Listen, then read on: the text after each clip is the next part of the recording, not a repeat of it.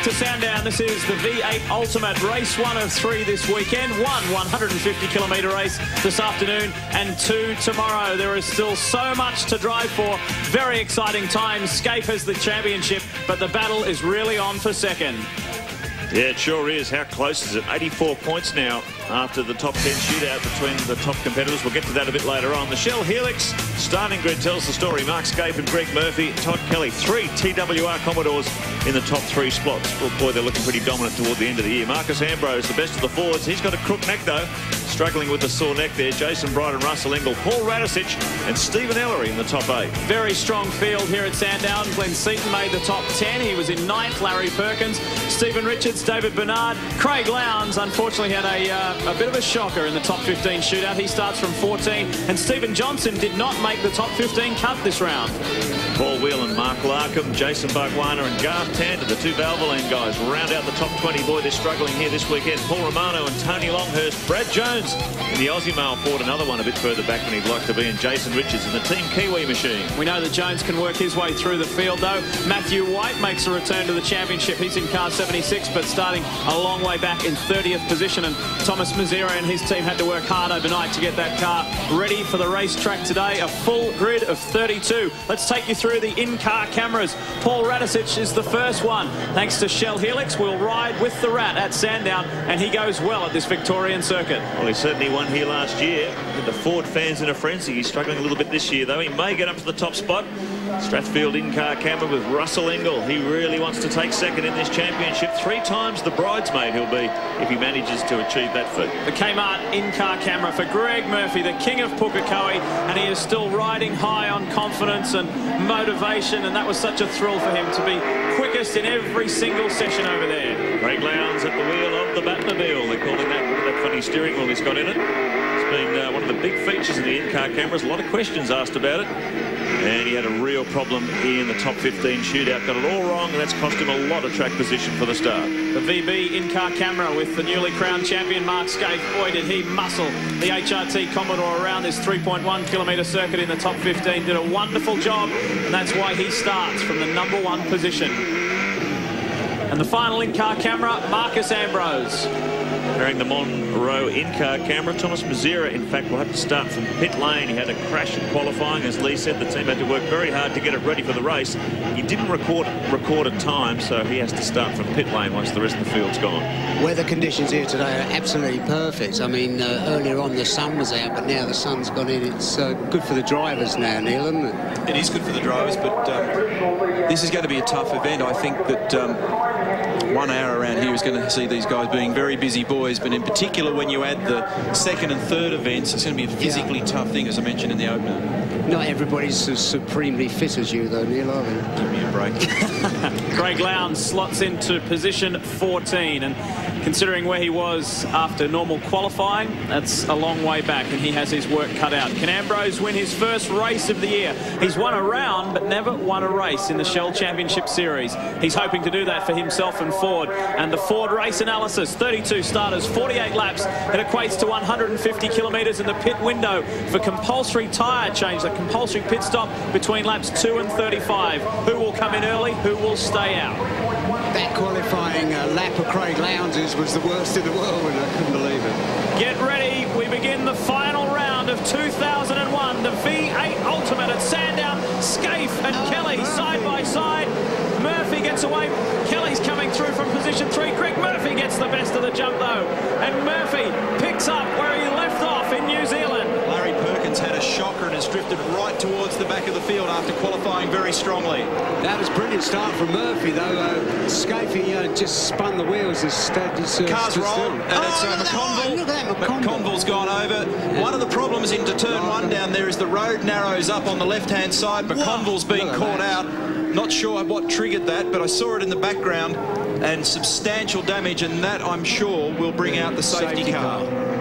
Yeah, that's in a really bad place there, because if anybody's going to go off at the end of the straight, that's going to be right where it is. Very unusual to see with these cars rolling. Field sort themselves out up the back straight, and McConville is out of the car. He's okay. Safety car is on the circuit. The SC signs being shown. Yellow flags be waving. There's Cameron McConville. And boy, that just shows the strength, the crash integrity of these cars. Look at this massive accident. He's been able to walk away just with a bit of a shaking by the look of it. Neil, talk us through the Shell Helix replay. Well, it looks like Larkham made contact with McConville after being squeezed by one of the Holden Young Lions cars. Rodney Forbes was there as well. It looked to me like it was 3 or 4 cars into one don't go. Here's another angle on the Shell Helix replay. Yeah, Forbes down the inside, the EA Sports car there, and Larkham making contact with McConville. Hard to know who was who in the zoo there, but one of the things that happens down there, if you actually look from overhead, on the left-hand side of the road, the left lane disappears as you go into turn 1. What happens is everybody gets heavily committed to making a passing manoeuvre into the first corner, which is normal procedure, and all of a sudden they run out of road at the worst moment. Down here at the Lansvale Smash Garage, guys, and Wally Story and the boys have been paying pretty close attention to the monitor 2 times this season, once at Winton, now here at Sandown. Gee, it's been tough for you. It's very hard work, Greg, yeah. In a team where you're dog paddling, and quite frankly, here we've been dog paddling anyway, we haven't quite had enough pace. And we really didn't need that. We're not short of work to do, and we are short of people to do it. But, I mean, if you play the game, you deserve what you get, I suppose. You know, that's part of it, isn't it? Have you spoken to him? How is he? I tried to ask him on the radio if he's all right, but I'd say he's unplugged it already. I saw him on the TV, though. He's out of the car and he's walking, so I'd say he's all right.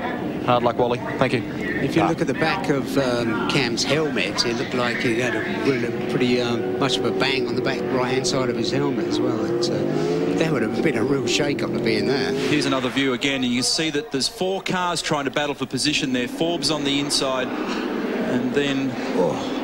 ultimately, I think it was Larko that made the contact, but you have to look deeper into that, and you might even have to look further back. Another angle again from above. At least it was at low speed.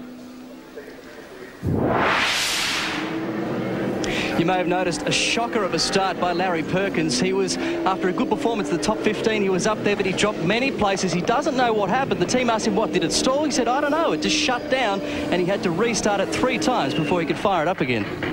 There's the safety truck and the McConville car being loaded on to the flat tray, and that is the end of his day. And well, it's a little hard to judge if they'll be able to get that car ready for tomorrow. That's pretty major damage, though. It looks pretty bad. Yeah. The things I think people at home may not comprehend is the massive amount of work that goes into building this car in the first place. And when it's damaged to that level, the amount of work of pulling it apart, fixing it and putting it back together again, it is an incredible amount of work. When you look at the cages in the cars now, absolutely so integral. It's such an integral part of the stiffness of the complete rigidity of the car, isn't it? Larkham in for repairs. You can see the team trying to hammer that front guard away from the tyre, and Larkham looks like he's back in the race. So Larkham is back out there, the entire field behind the safety car. Greg Murphy leads the way after a fairly dynamic start. He beat Scaife off the line. Todd Kelly in the second Kmart car got away to a neat start as well. More from Sandown right after this.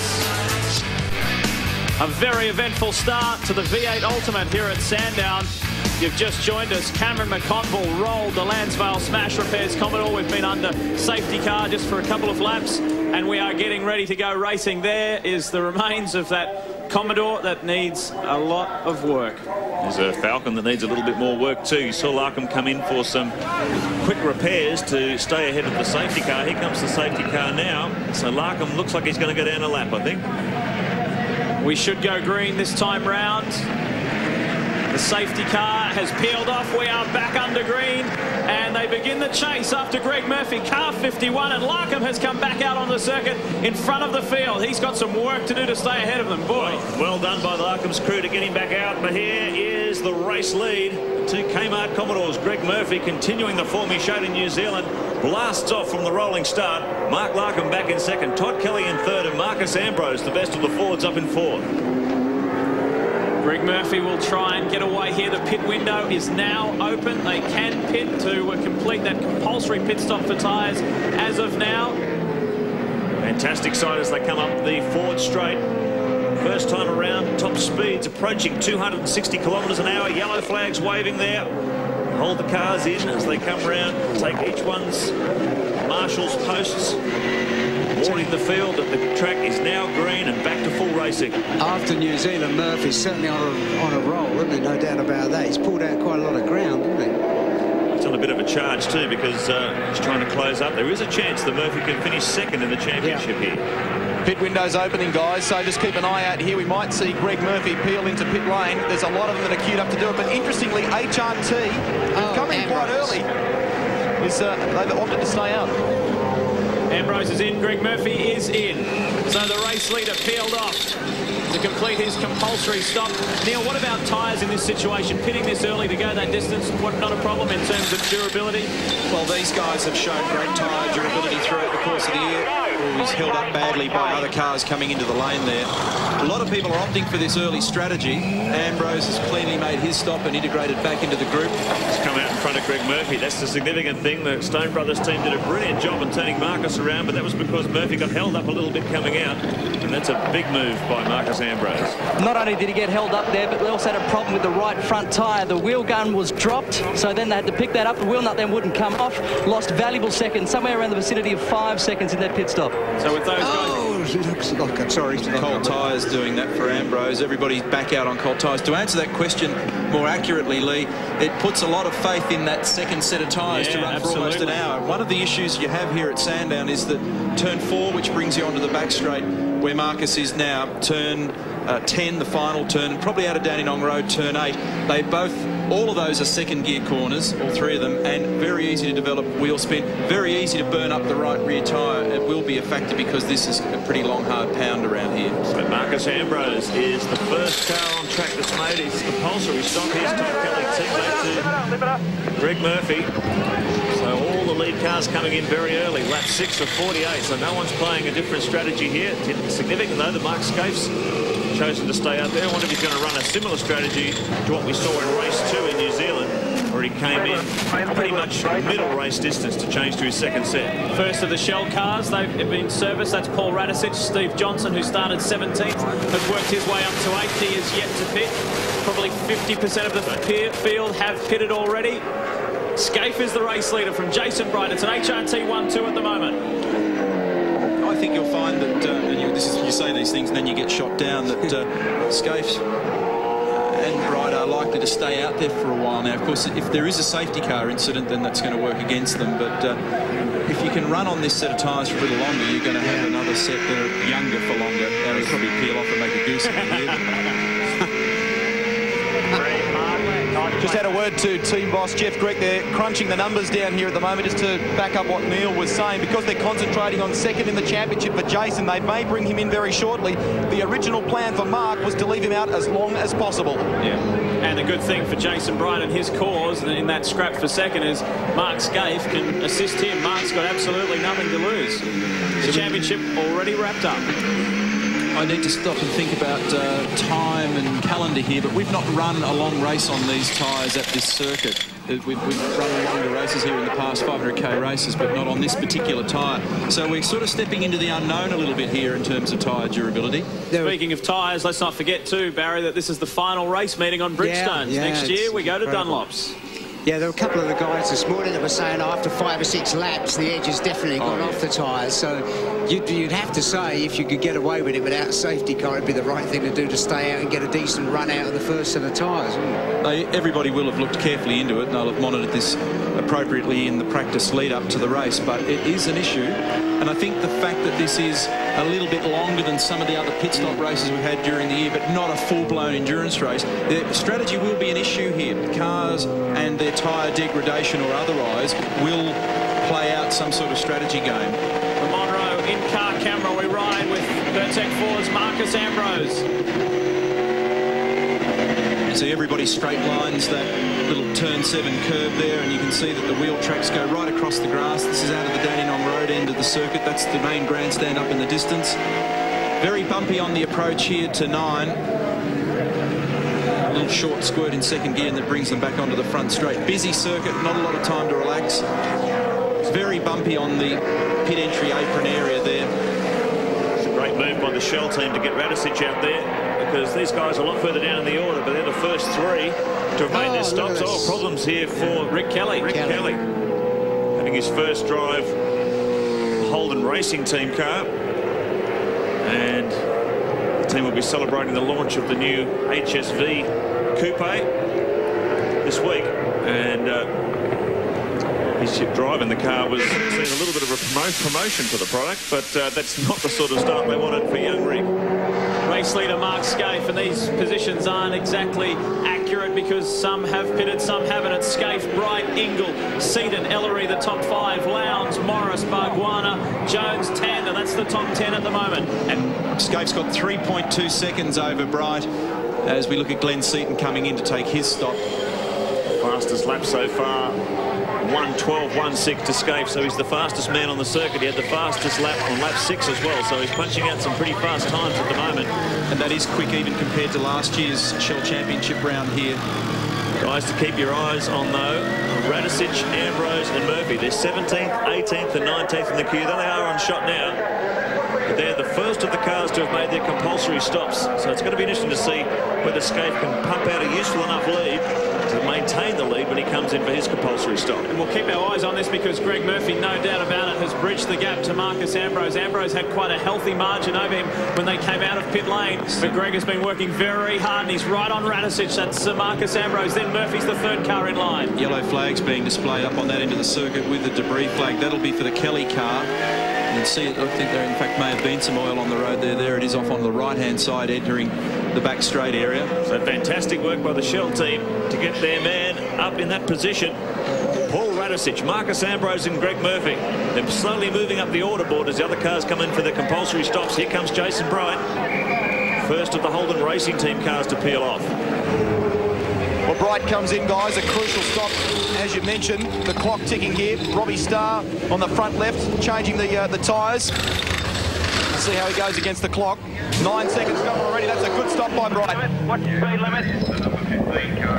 Wonder if Scaife started to strike some traffic. A 1:13.4 his most recent lap. He did a 12.1, and here comes Kelly. And in the background, Marcus Ambrose, Radicic and Murphy's making an inside move, trying to get something on Marcus Ambrose here. Will it work? Yes, it will. Nice work there from Greg Murphy. Watch the switchback from Ambrose. The Pertec Ford side by side with the Kmart Commodore, but Murphy makes that move stick. That Commodore does look good, doesn't it? There's no doubt about it. I mean, it turns in great, it sticks like glue. And terrific ride on the road, strong under brakes, good with the power down. I went and watched them on the final turn. I went and watched them yesterday at turn 1 as well. And all 4 of the TWR cars were just launching off, in particular the final turn, pretty strongly. So you're effectively watching the battle for the lead here. Those 2 great stops by HRT and Kmart. You've got Jason Bright, Todd Kelly, Paul Radicic, Marcus Ambrose and Greg Murphy. Sweaty time for Bright because he's on cold tyres there, Mark, and he was doing his darndest to defend. Oh, heavy company through turn 1. Marcus Ambrose is down. This doesn't look very friendly, does it? Brad Jones, Paul Romano and Garth Tander. We had word from the ground that they were 3 abreast coming onto the main straight. Shell Helix race score updating the positions. Remember, when you see the blue box with P in it, it indicates that they have performed their compulsory pit stop. None of the top 8 have done it as yet. None of the top 12 have done it as yet.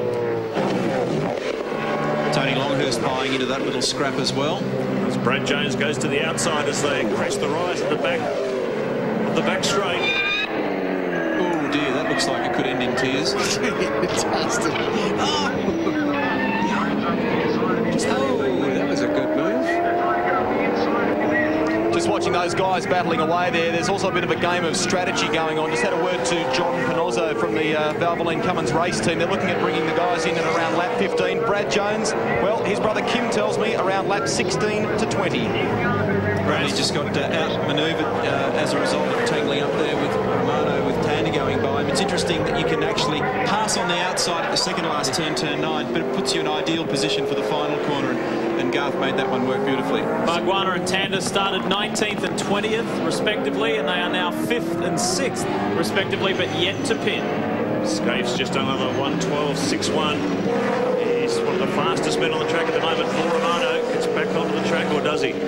After that scrap, he's trying to find his way around to pit lane. Might have a flat tyre, actually. Right front, He's spent a lot of time off the road there, and he's actually limping back towards the pit entrance at the moment. Oh, Murphy up the inside of Paul Radicic. So Murphy picks up a position. You see how quickly he closed on the Shell Ford. Took the opportunity to pass. So the Kmart Commodore is really on the march. The margin first to second, that's Scaife to Ingall, 7.3 seconds. The curious thing now is to have a look and see what sort of lap times everybody's doing when they get into settle down mode, and who's the most strongly positioned of those that have pitted, and just how far they are behind the leader. So we'll work on those numbers for you. This Kmart Commodore is unbelievable at the moment. Yeah. The feeling in that team, they're riding high on confidence after a stunning round in New Zealand. So Murphy is on the move. Shell Helix race score as we grind on. 12 laps down of 48. We're at quarter race distance. A long way to go. This is the V8 Ultimate from Sandown. Stay with us on your home of motorsport, Network 10. You're watching the V8 Ultimate from Sandown on your home of motorsport, Network 10. There's some fantastic battles at different places around this 3-kilometre Sandown circuit. But the Kmart Commodores, they are powering on. Likewise, the Pertec.